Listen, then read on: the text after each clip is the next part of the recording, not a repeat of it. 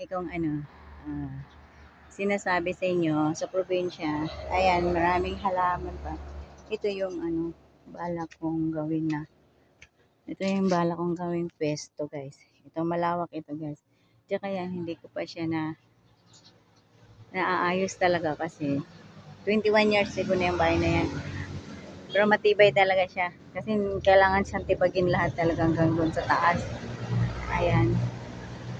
Kaya nga, tanggalin pa yung doon banda sa kitchen, tanggalin yan. So, kaya hindi ko po muna siya pagawa guys kasi maraming, nandyan yung biyanan ko nakatira.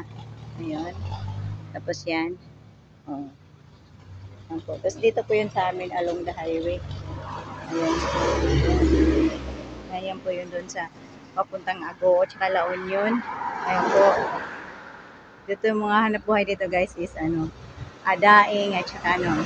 So ito po yung landmark ng bahay namin, mas malapit. Ito naman yung school, ayan, dyan school. Hanggang dyan papuntang Maynila. Ayan siya guys, ganun siya. Yes, mga mangga dyan marami. Ayan dito.